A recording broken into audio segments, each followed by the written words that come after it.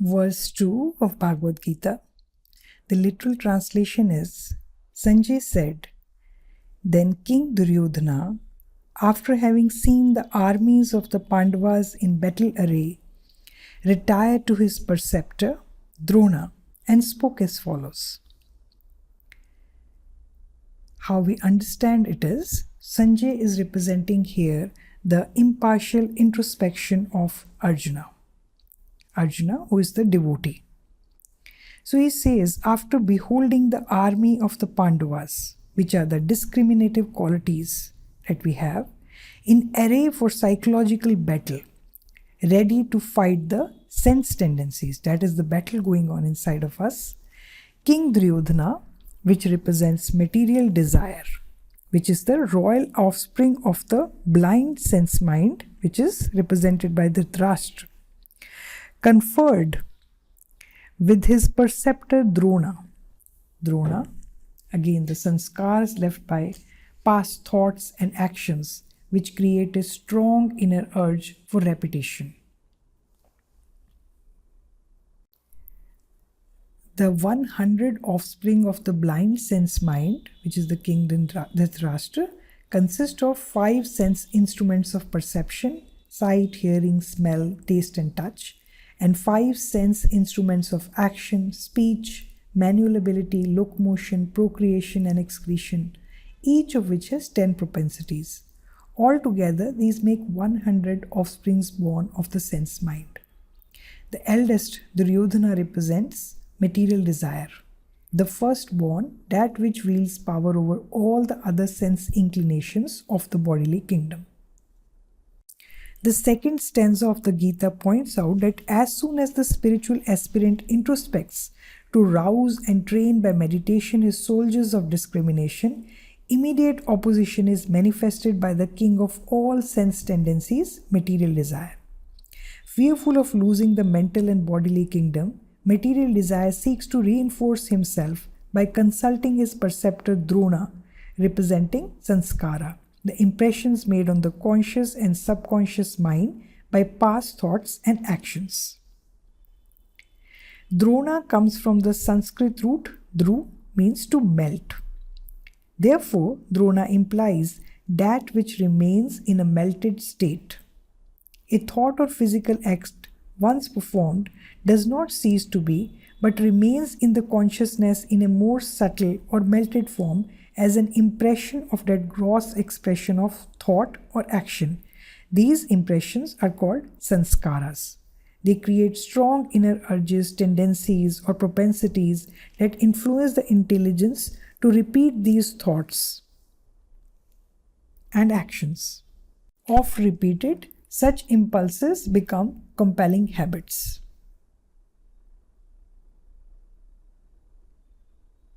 According to the historical story in the Mahabharata, Drona was the masterly preceptor who had taught archery to both the Kurus and the Pandavas during the battle between the two parties. However, Drona sided with the Kurus. The good discriminative tendencies of the soul's pure intelligence buddhi and the wicked mental tendencies of the sense mind manas had both learned from inner tendency Drona. The subconscious urges of one's sanskaras, if good, help to create present good thoughts, actions and habits. When these innate urges are evil, they rouse wicked thoughts that turn into evil actions and habits.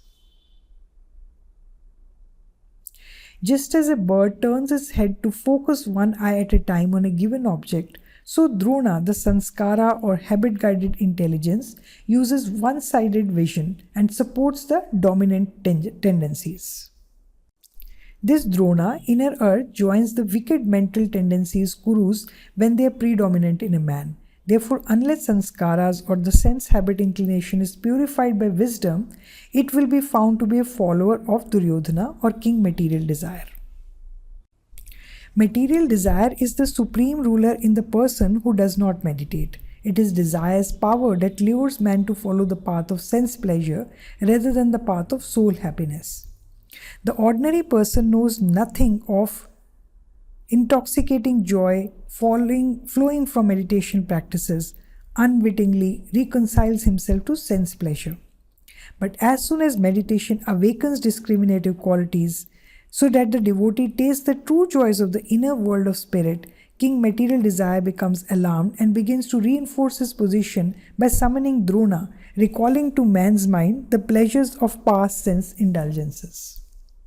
King Material Desire, acting alone in the shape of a series of new desires, is easily overcome by an act of judgment. But material desire that is supported by habit is hard to eject merely by discrimination. Thus we find the second stanza of the Bhagavad Gita forewarning the spiritual aspirant that King Duryodhana, material desire, will try to arouse man's Drona's sense habit tendencies to fight against the soul's forces of discrimination. When the sense faculties, the Kurus, have been allowed to take command of the bodily kingdom, man's power of introspection and discrimination are held incommunicado, in silent exile by the sense armies. The dictates of Duryodhana material desire, supported by Drona habit, are all powerful. But when the devotee is ready to support the soul's discriminative tendencies, the Pandavas, to help them become victorious, material desire and the evil proteges of Drona urge will be driven out pell-mell. Now we come to the verse 3, the literal translation of which is, O teacher, behold this great army of the sons of Pandu, arranged in battle order by thy talented disciple, the son of Drupad.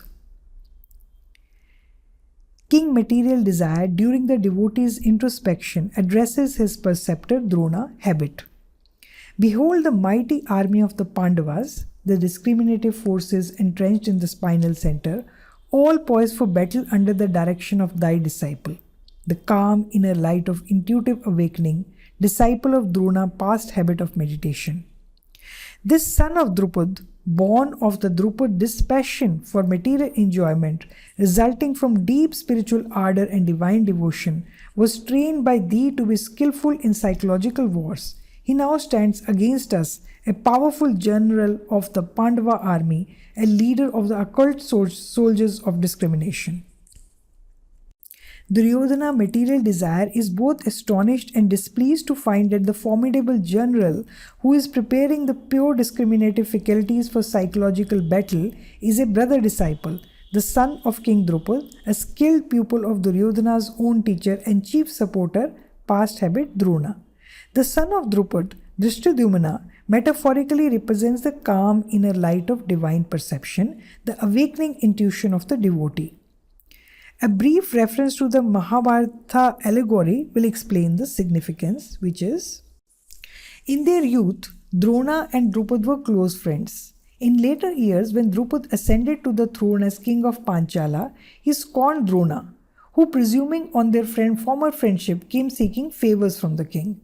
The angered Drona, with the aid of the Pandavas, took revenge of Drupad by causing him to suffer a humiliating military defeat in which he lost his kingdom and was taken prisoner by Drona. Out of kindness, Drona released Drupad and allowed him to retain the southern half of the former kingdom. Drupad, however, vowed vengeance against Drona. Through sacrificial rite, he prayed for and was granted a son who would have the courage and ability to destroy Drona.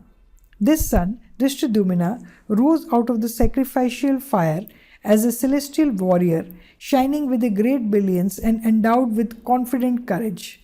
During the war of Kurukshetra, it was the hand of Drishtadyumna that Drona was finally slain. As Drona represents sanskara or past life tendencies, Drupad represents dispassion, a distaste for material enjoyment because of deep spiritual ardor and divine devotion. In the beginning, the devotee finds that his fervent spiritual desire and his inner inclinations or sanskara seem to be friends. But when sanskara manifests his material sense tendencies, spiritual desire spurns rent company. Then habit retaliates and seeks to take revenge on the devotee's spiritual ardor by making it a prisoner of past habits and latent tendencies roused to thwart him. Until the devotee is strongly established in his spiritual life, he will first be confronted with his bad habits. The determined devotee then rouses his spiritual ardor with the resolution to liberate the soul from all bondage. His persistent deep devotion gives him an offspring, a son, which is the truth-revealing light and power of awakening intuition, Drishdumina. The inner conviction trained by the habit of meditation becomes the general of the devotee's spiritual forces, determining the requisite battle array and strategy that control his restless mind in meditation and leads the discriminative forces to victory. Good powers trained by habit are able to destroy their brother disciples' material desires and their evil powers, which too are habit trained. But ultimately, the yogi rises above the influence of all habits and relies solely on the soul's pure discriminative faculty, intuition, to guide all action.